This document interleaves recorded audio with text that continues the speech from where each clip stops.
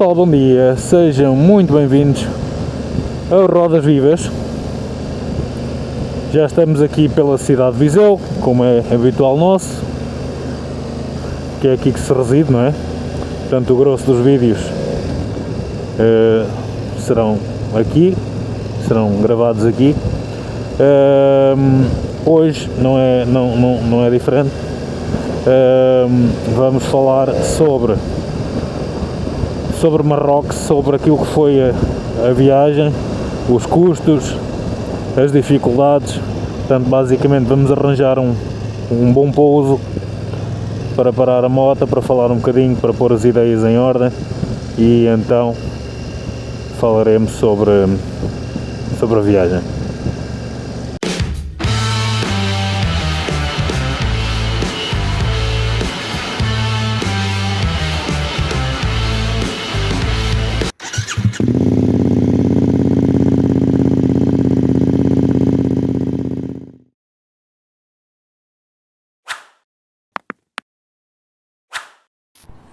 Ora bem, pessoal, então já estamos aqui prontos para fazer o apanhado daquilo que foi a viagem em Marrocos. Digam lá que aqui o spot não é qualquer coisa, hein? Digam lá, que não tem aqui uma vista porreiríssima para a cidade de Viseu.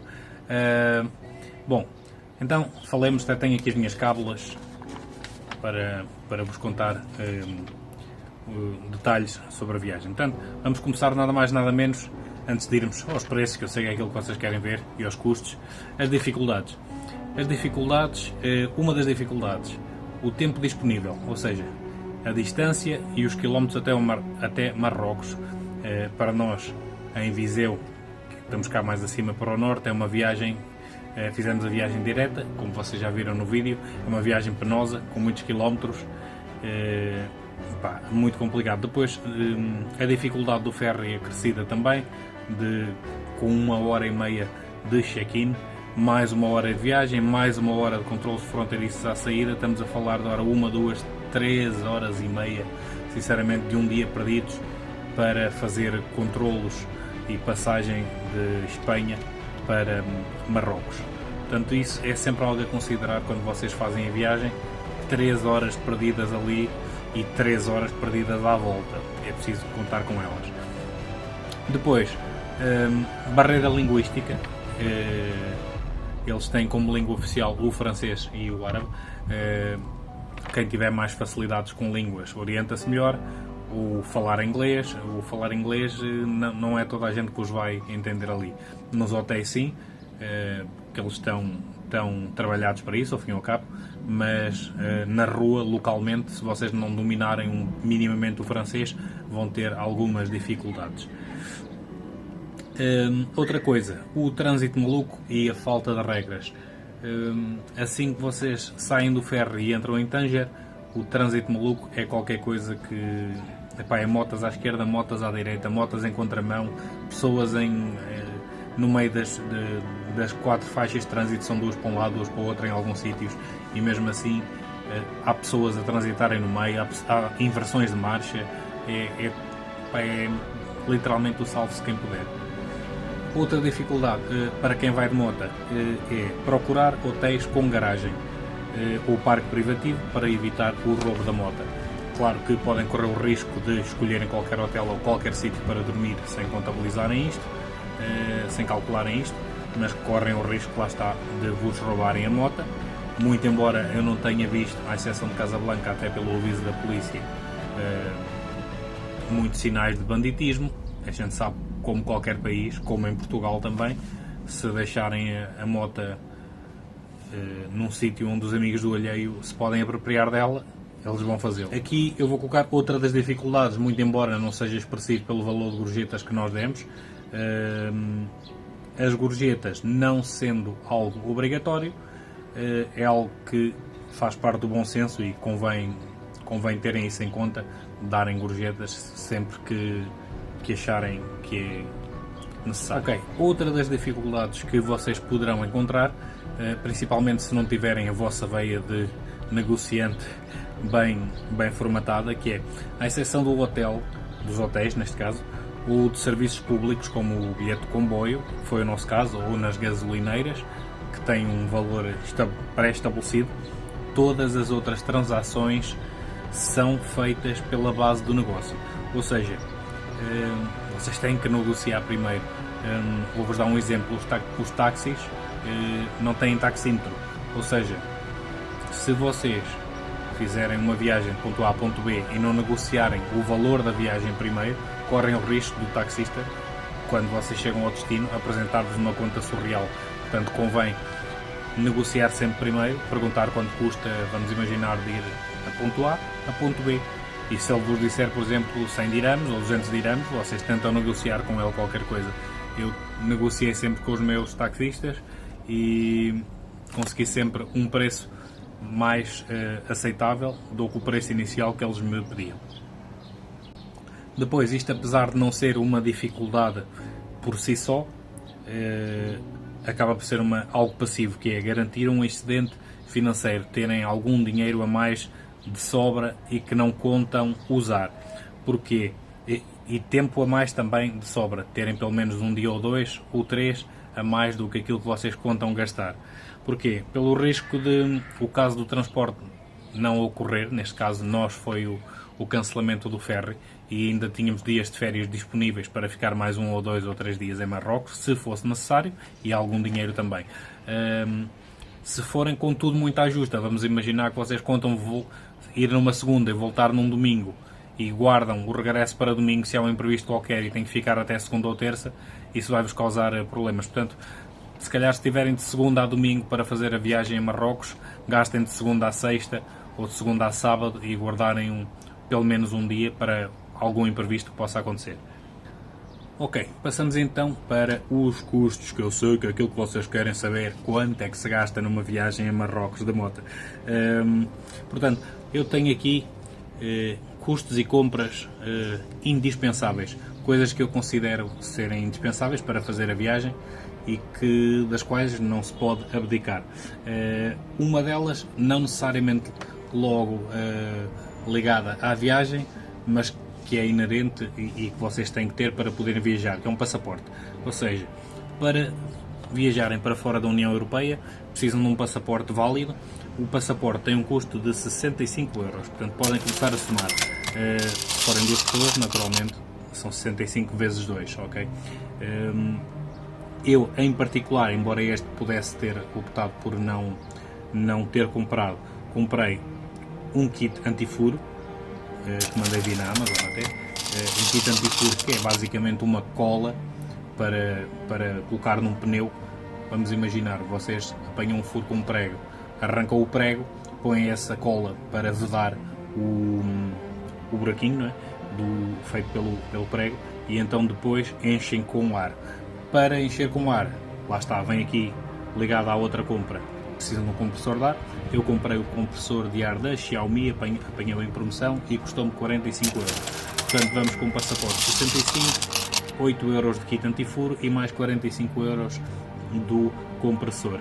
Depois comprei ainda também uma corrente anti-roubo para bloquear uma das rodas. Eu bloqueei sempre a roda traseira. Vale o que vale. É óbvio que a corrente conseguem-na partir ou conseguem-na cortar se tiverem as ferramentas adequadas para isso, mas pelo menos naquele crime de fortuito, aquele crime de partir a direção e empurrar a moto, não é tão fácil porque tem lá a corrente, e partir uma corrente a braços nunca é tão fácil. Ou seja, tudo aquilo que vocês puderem comprar para dificultar a vida ao ladrão ou ao larápio que vai aparecer ali fortuitamente para vos levar a moto, o que puderem comprar para dificultar, comprem e dificultem. Agora, claro que ladrões de crime organizado e pessoas que sabem perfeitamente o que vão fazer, claro, têm as ferramentas necessárias para destruir correntes e para destruir alarmes sem serem detectados e coisas do género. Pronto, uma corrente, 12 euros. Depois, não vou fazer contas aqui à medicação que levei comigo, mas que considero ser obrigatória e que cada um de vocês tem que avaliar se sofre mais ou menos de algumas coisas, mas eu penso que há medicamentos que têm que se levar sempre. Dores de cabeça toda a gente tem, aspirina, levar. Depois podem-se aleijar, podem bater um braço em qualquer sítio, podem ter as pernas inflamadas ou os pés inflamados se caminharem muito, portanto, Brufen e levar anti-inflamatórios. Depois, antidiarreicos também, ao fim e ao cabo, porque assim, para quem não está habituado à comida marroquina, eu também não estava, mas há sempre quem sofra mais com comidas muito étnicas e comidas muito apimentadas ou alguma coisa de género, muito condimentadas, de maneira que convém estarem preparados para isso. Soro também para os olhos, que é uma coisa que se calhar poucas pessoas levam. Soro, mas seja soro fisiológico, ou gotas para os olhos, ou o que quer que seja, porque com as próprias poeiras que vocês apanham em África, pronto, podem irritar-vos os olhos, portanto, mal não faz terem essas coisinhas convosco. E depois também levar um kit de primeiros socorros, que a maior parte das pessoas tem, mais que não seja os carros têm, ou em casa devem ter também, portanto, é algo que nós levamos. Felizmente não foi preciso, é algo que convém terem também, não vou incluir isso nas contas. Ok, então para concluir aqui o episódio, vamos à parte que vocês esperam ouvir, a parte que realmente interessa. Quanto é que me ficou a viagem a Marrocos? Ok, em hotel gastei 553,72€, estamos a falar a hora de sexta, sábado, domingo, segunda, terça, quarta e quinta-feira. Portanto, contem os dias que foram, que eu não vou contar agora. Estamos a falar a andar em média ali nos 90 a 100 euros por noite um hotel. Não são baratos. Eu também não procuro o hotel mais barato, procuro algo que se adeque ao nível de conforto que eu quero, mas seguramente conseguem reduzir aqui qualquer coisa se estiverem dispostos a abdicar de alguns confortos na vossa viagem. Eu também não podia escolher muito, porquê? Porque um dos critérios de seleção de hotel foi sempre local, um hotel que tivesse estacionamento privativo ou local para guardar a moto. E alguns deles cobravam também esse local à parte. Gastei 30 euros nisso, de estacionamento privativo para a moto, mas a maior parte dos hotéis ofereciam esse serviço de forma gratuita. Portanto, foram os 553,72 mais 30 euros, que foi 15 euros numa noite e 15 euros noutra nos hotéis, para guardar a moto, mas que podem incluir aqui na parte da dormida. Depois, em gasolina gastei 131,28€. Posso-vos dizer que não é assim tanto, atendendo a que foram cerca de 2.700 km, portanto a moto foi bastante económica, e a levar duas pessoas e malas e tudo mais. Agora, também não vais andar a abusar nas velocidades, não é? Vais andar ali dentro dos limites legais, e até porque nós sofremos muito com o vento, de maneira que nem quiséssemos andar mais rápido, o vento tornava-se difícil rolar com o vento. E quanto mais aumentas a velocidade, pior se torna. Em relação a comida e bebida, temos aqui 279,93€, portanto estamos a falar de quase 280€ em comida e bebida. Lá está, depois isto também é aquilo que é variável, porque depende um bocado daquilo que vocês comem e bebem, é mesmo isto. Portanto, valores fixos até aqui, a gasolina não há de fugir muito, 131,28€. Tudo o resto, se calhar há quem gaste mais e há quem gaste menos. No caso das gorjetas também, que eu tenho aqui 6,80€ em gorjetas, sendo que não parece um valor muito alto, e não é.